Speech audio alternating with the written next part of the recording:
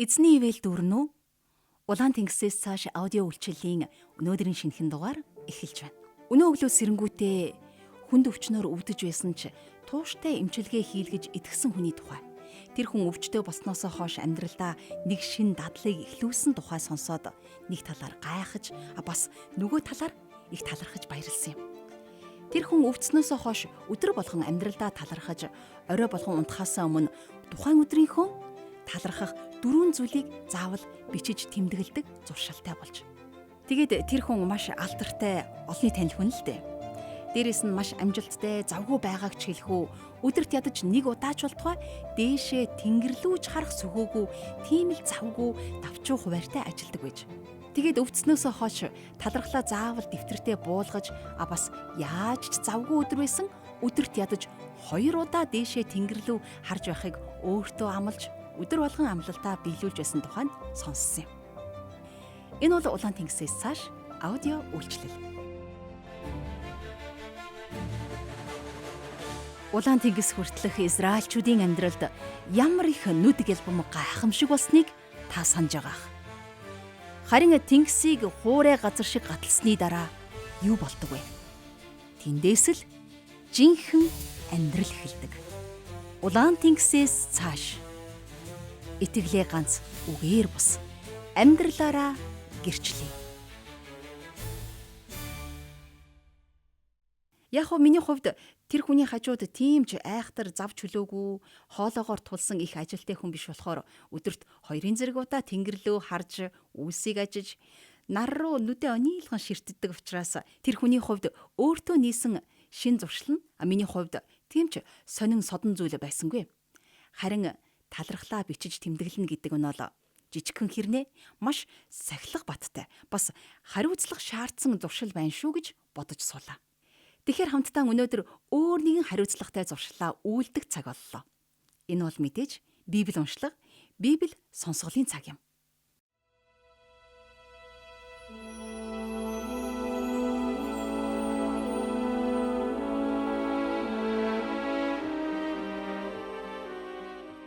Дуулал 69-р бүлэг. Бурхан намайг авраач. Учир нь их ус аминд минь занал хийлжээ. Гүн намагт би живж байна. Хүл тогтох газар алга байна. Гүн усанд би орж үерт давтлаа. Хашгирсаар ядарч хоолой минь хатжээ. Бурхнаа хүлээсээр нүд минь гархилжээ. Шалтгаангүйгээр намайг үзэн ядагчид толгойн үснээс минь ч олон байна.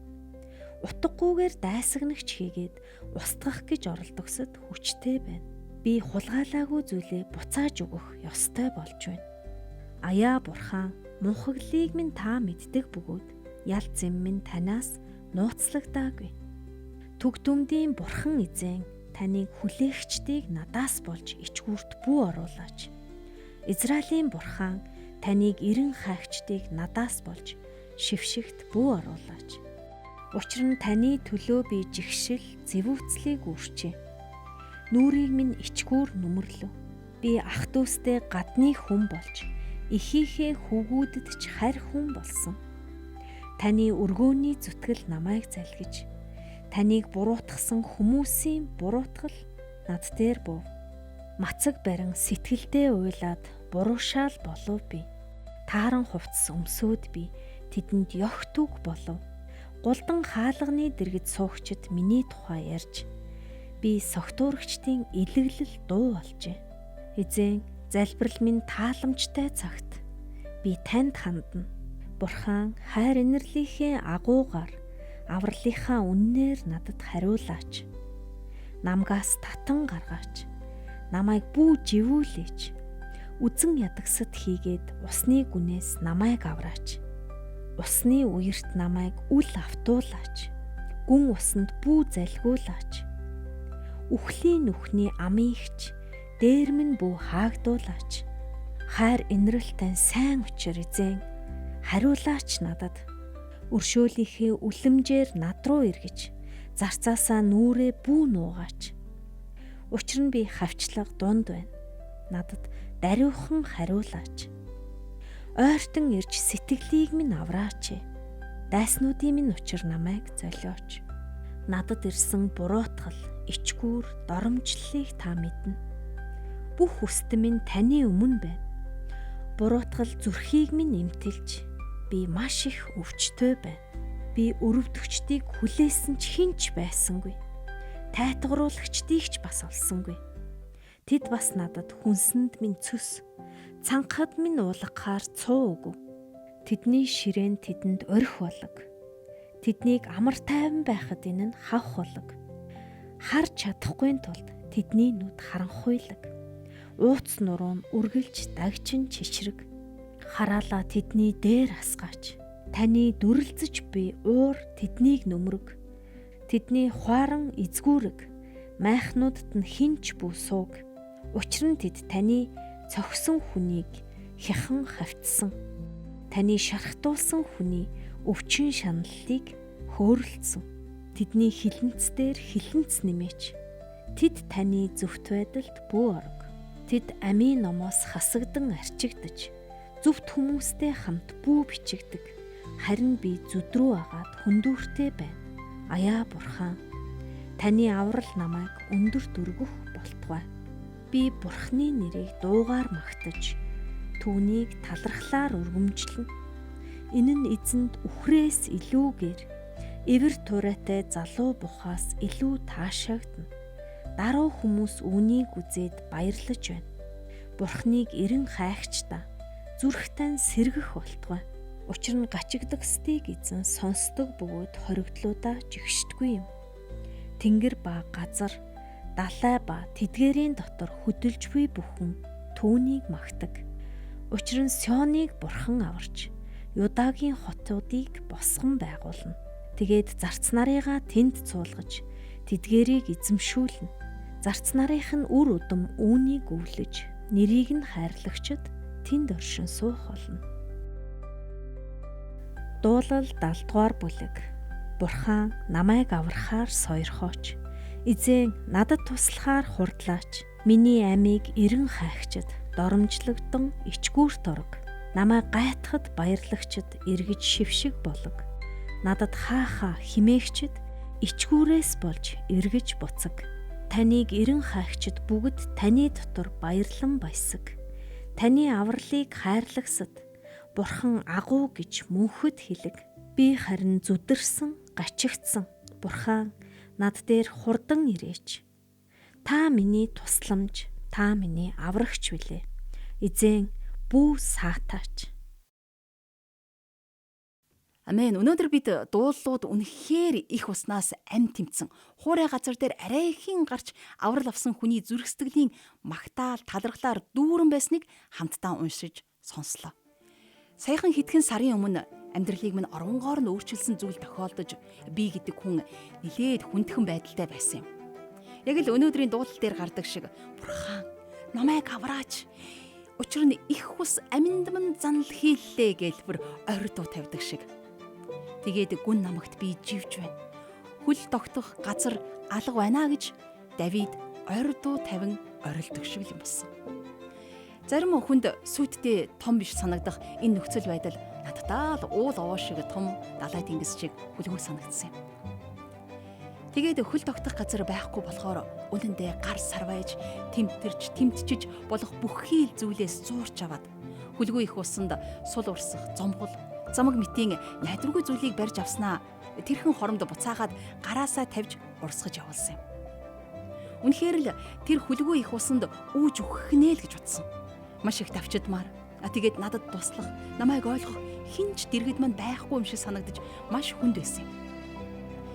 Ингэж их устэй тэмцэлдэж байхдаа Бурханд хүртэл гомдолж, яхаараа намайг ийм аюултай ус руу цүл хийтэл шиддэг байна гэж бухимдсан шүү. Харин одоо ингээд би Бурханы нэрийг дуугаар магтаж, түүнийг талархлаараа өргөмжлөнө. Энэ нь эзэнд үхрээс илүүгээр эвэр туурайтай залуу бухнаас илүү таашаагдана. Даруй хүмүүс үүнийг үзээд баярлаж байна.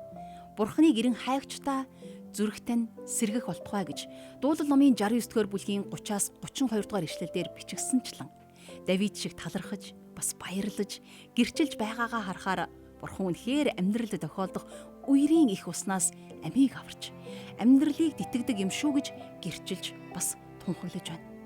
Хөл алдан орсон их уснаас таныг ч гэсэн Бурхан зөв баруун мутраараа заавал авран.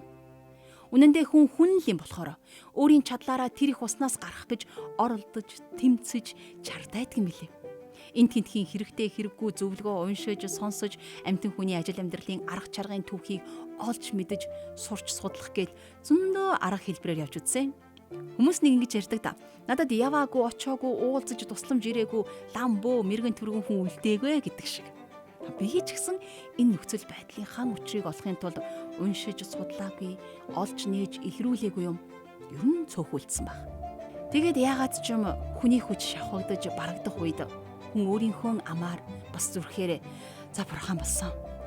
Одоо таны ээлж гэж хэлсэн юм.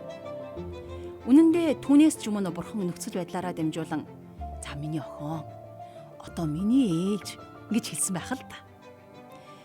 Бурханы тусламжийг хүртсэн хүн эцэст нь Бурханы нэрийг дуугаар магтаж түүнийг талархлаар өргөмжилдөг. Энэ талархал эзэнд үхрээс илүүгээр эвэр туурайтай залуу бухнаас илүү таашаагддаг гэж магтандуулдаг юм. Тэгэхээр Давидын энэ магтуу ямар үнэн болохыг гэрчилсэн Есүсийн гэрчлэлээс яг удаа хамтдаа уншицгаая.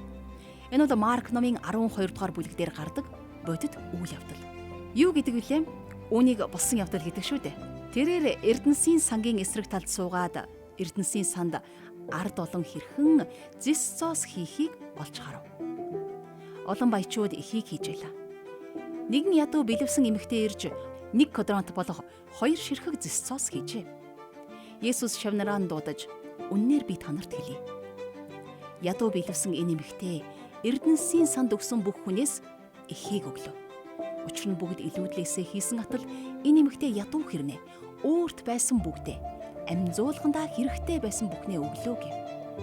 Марк 12-ийн 41-ээс 44-р эшлэл. Тэгэхээр энэ түүх зүгээр нэг өргөлийн тухай түүх жишээ биш. Бурханд өргөе гэсэн талархсан сэтгэлийн модит түүх юм.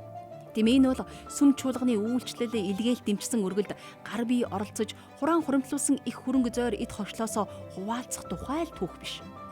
Харин угтаа Бурхан юунд хамгийн их сэтгэл догдлон баярлдаг, баясдаг болохыг олж мэдээсэй гэсэндээ Есүсийн онцолсон бодит загвар юм. Гэхдээ энэ жишээ ийм тайлбараас болж та өгөөмөр гар өрөвч сэтгэлээ чуулганы сайн мэдээний үйлчлэлийн өргөл хандваас татваа тэгж болохгүй шүү. Харин энэ их алт мөнгө байсан ч гэсэн энэ зэргийн өргөл түүний надад өгсөн хайр ивэлийн дэргэд юу ч биш шүү дээ гэсэн сэтгэл зүрхний хандлага хамгийн эрхэм нандин болохыг бид ч гэсэн тэр их цэвэр ариун хандлага бодол сэтгэлээр бэлхэм дүүрэн байгаасай. Түүнээс биш албатай юм шиг бухын өөх тарган хоныг тахил болгон өргөөдөл болдог асуудал биш юм. Бурхан дуулын өөр нэгэн хэсэгт мөн ингэж хэлсэн байдаг. Хэрэг би үлссэн байсан ч гэсэн та нарт хэлэхгүй. Учир нь дэлхий ба түүний доторх бүх зүйл минийх юм. Та энэ ишлэлийг дуулал номын 50 дугаар бүлгийн 12 дугаар ишлэлээс олж уншиж болох юм. Тэгэхээр Бурхан маань ийм л Бурхан шүү дээ. Бурханд хэрэгтэй учраас бид түүнийг магтаж, түүнийг алдаршуулж, түүнд талархаж, түүнийг өргөмжилдэг юм биш. Харин хүн бид л өөрсдөө тэрхүү магтаал, талархал, өргөлийнхөө хүчээр Бурханд илүү ойртож, түүнд тэнцэх гэж өсөж хөгжиж төлөвшдөг юм. Талархал бол Бурханыг магтах магтаал бөгөөд хүний зүрх сэтгэлийг сэргээн тэтгэдэг юм. Зүрх сэтгэлд хэрэгтэй зүйл бол гарцаа байхгүй талархал. Талархлаас өөр зүрх сэтгэлийг тэтгэж сэргээж чадах зүйл энэ хорвоод бараг л байхгүй болохыг Давид гэрчилж байна. Миний хувьд амьдрал тохиолдож байгаа зүйлсийн өнгөрөхийг нь өнгөрөөж, тэгээд өрөвдөж уучлахыг нь уучлах гэж хичээдэг ч гэсэн үнэндээ талархахыг үргэлж хоош тавьдаг юм. За энэ асуудлыг эцэслэн шийдчихэд нэгмэр сайхан талархъя. Энэ ажлыг хийж дуусгачаад, эцсийн үзчихэд, ард нь гарчгаад ахиухан шиг талархъя гэдэг хандлага бодолтой явдаг байсан.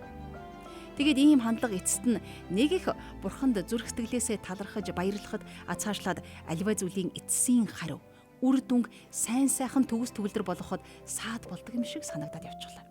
Үгүй яг аливаа зүйлийг талархсан баярлсан сэтгэлээр хийн үйлдэнэ гэдэг чинь өөр шүү дээ. Харин хамгийн сүүлд нь талархандаа.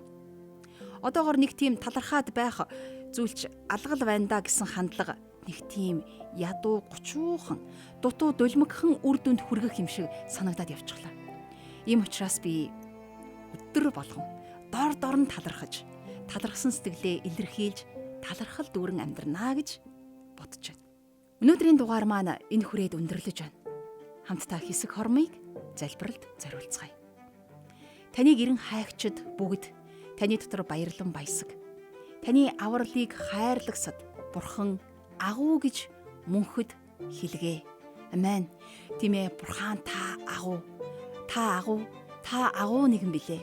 Танд бүх алдар магтаал талархал нь байх болтугай.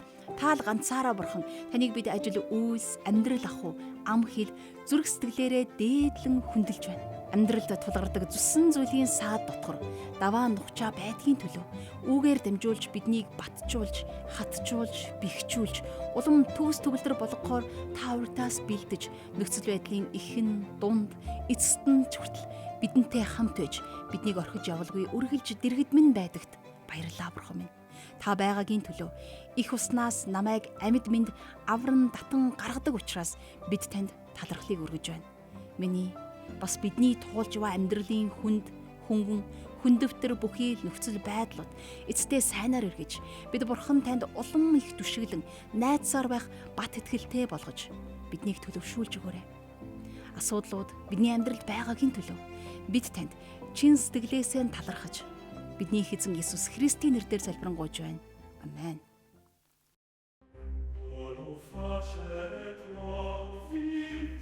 Улаан тэнгисийг гатлахаас өмнө Израильчууд Бурхантай анхлан танилцсан бол тэнгисийн цаад эрэгт тэд хүл тавиад Бурхантайгаа ойртон нөхөрлөж итгэлээр амьдрах шин замнлаа эхлүүлсэн. Улаан тэнгисээс цааш итгэлээ ганц үгээр бус амьдралаараа гэрчлэе.